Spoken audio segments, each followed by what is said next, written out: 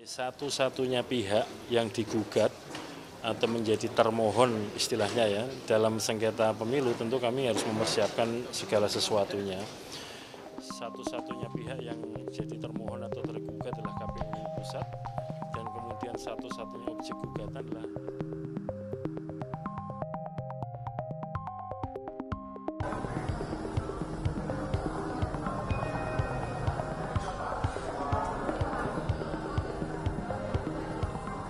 hari ini hari Ahad tanggal 24 Maret tahun 2024. Sebagaimana monitoring atau pemantauan kami sampai dengan jam saya bicara ini ada 2 perkara untuk perselisihan hasil pemilu presiden. Kemudian yang kedua ada 259 perkara untuk perselisihan hasil pemilu DPR dan DPRD. Kemudian yang ketiga ada 12 perkara untuk pemilu DPD. Tolong saya dibantu jumlah ya, kalau 12 ditambah 2 itu berarti 14 ya. 14 ditambah 259 itu berarti berapa? 273 perkara. Nah kalau dibanding dengan pemilu 2019 yang lalu, yang mendaftarkan perkara itu ada 340 perkara. Cuman saya belum tahu apakah data yang saya baca per jam ini itu sudah final atau masih ada pengadministrasian dari MK yang belum diunggah ke websitenya MK. Tapi setidaknya yang saya sampaikan adalah yang mutakhir yang saya baca sebelum saya bicara di sini. Nah kami tentu saja sebagai satu-satunya pihak yang digugat atau menjadi termohon istilahnya ya dalam sengketa pemilu tentu kami harus mempersiapkan segala sesuatunya. Satu-satunya pihak yang jadi termohon atau tergugat adalah KPU Pusat dan kemudian satu-satunya objek gugatan adalah SK KPU atau keputusan KPU nomor 360 tahun 2024 tanggal 20 Maret 2024 kemarin tentang penetapan hasil pemilu secara nasional. Nah, malam ini jadi hari ini hari Ahad tanggal 24 Maret 2024 malam ini KPU mengumpulkan KPU Provinsi dan KPU Kabupaten Kota seluruh Indonesia untuk mempersiapkan persidangan-persidangan dalam sengketa hasil pemilu di Mahkamah Konstitusi. Kami juga sudah menyiapkan sejumlah advokat yang nanti akan menjadi kuasa hukum KPU dalam persidangan-persidangan di Mahkamah Konstitusi. Dan dalam rangkanya ketika kami membuat rapat kerja dengan KPU Provinsi dan Kabupaten Kota, nanti juga sambil mengidentifikasi daerah mana saja lokusnya ya atau tempatnya, misalkan di provinsi mana, kabupaten mana yang kena sengketa, dan kemudian untuk jenis pemilu yang mana, supaya kemudian setelah rakor ini nanti teman-teman KPU Provinsi, Kabupaten Kota bisa menyiapkan masalahnya apa. Kemudian yang kedua alat buktinya harus dipersiapkan apa, dan kemudian membuat catatan kronologis mulai dari kegiatan penyediaan logistik, pemungutan suara di TPS masing-masing, kemudian rekapitulasi berjenjang di tingkat kecamatan, kabupaten, kota sampai tingkat provinsi. Ini kita lakukan dalam rangka untuk mengantisipasi atau mempersiapkan nanti kalau sudah dimulai persidangan sengketa hasil pemilu di Mahkamah Konstitusi. Pak, belum. Kami kan baru membaca dari website atau lamanya Mahkamah Konstitusi. Mahkamah Konstitusi kan mengupdate ya atau memutakhirkan data tentang ada berapa perkara, kemudian perkara nomor berapa. Itu nanti kan baru mendaftar. Nah setelah mendaftar nanti Mahkamah Konstitusi, nanti silakan teman-teman bisa memeriksa hukum acara di Mahkamah Konstitusi.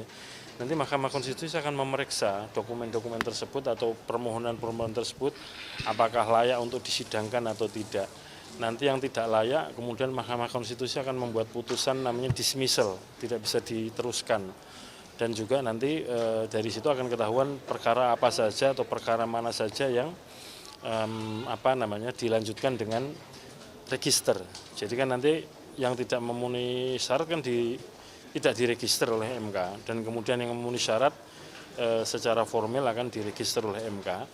Dan perkara-perkara yang diteruskan itu diteruskan dalam persidangan hanya perkara yang diregister oleh Mahkamah Konstitusi. Nah sekarang kita belum sampai pada level perkara mana yang diregister oleh Mahkamah Konstitusi. Jadi kita belum tahu pastinya nanti finalnya ya berapa perkara yang akan dilanjutkan dengan pemeriksaan. Dan ketika pemeriksaan itu nanti perkara yang diregister juga Mahkamah Konstitusi akan memeriksa apakah layak atau tidak untuk lanjut dalam pemeriksaan pembuktian. Jadi yang tidak layak kemudian masuk kategori dismissal dan tidak dilanjutkan, dan nanti kemudian mana-mana perkara yang akan dilanjutkan nanti setelah dalam persidangan-persidangan. Seingat saya di pemilu 2029 kemarin perkara yang didaftarkan itu ada 340 perkara. Kemudian perkara yang lanjut kepada pemeriksaan pembuktian itu ada 122 perkara. Nah ini kan kita belum tahu. Dari berapa tadi? Pemilu presiden ada 2 perkara, DPD ada 12, DPR di provinsi ada 259, total 273 perkara. Itu kita belum tahu perkara mana saja nanti yang diregister oleh Mahkamah Konstitusi. Dan KPU akan berkirim surat kepada Mahkamah Konstitusi untuk memohon konfirmasi. Apakah ada perkara, maksudnya ada perkara itu yang diregister gitu ya.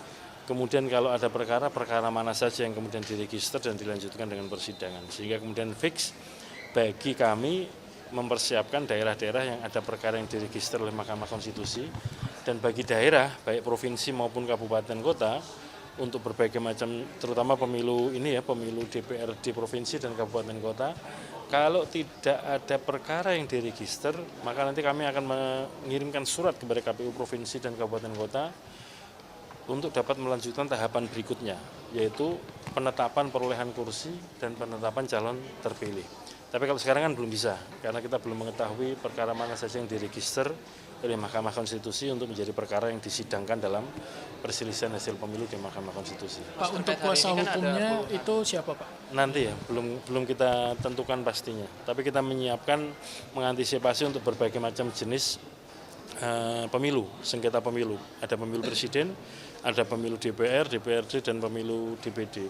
Yang jelas berdasarkan pengalaman kemarin 2019, itu yang kita gunakan pembagiannya untuk pemilu DPR dan DPRD adalah partai. Maksud saya nanti ada tim yang menangani partai apa, karena partai itu kan akan sengketanya kan ada pemilu DPR RI, pemilu DPR di provinsi, pemilu DPR di kabupaten kota. Jadi pembagiannya lebih memudahkan kalau klasternya atau pembagiannya adalah pembagian per partai.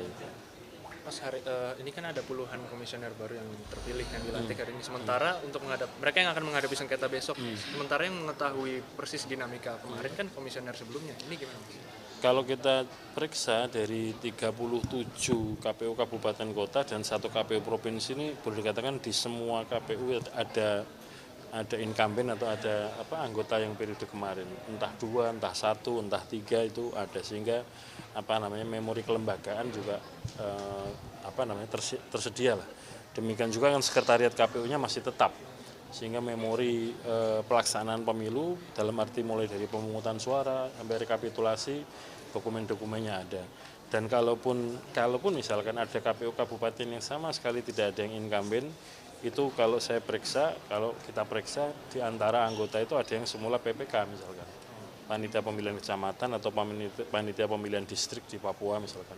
Ada juga yang berasal dari Bawaslu kabupaten, sehingga tahulah dinamika kepemiluan di daerahnya masing-masing yang nanti jadi bahan untuk mempertahankan dalam sengketa hasil pemilu di Mahkamah Konstitusi.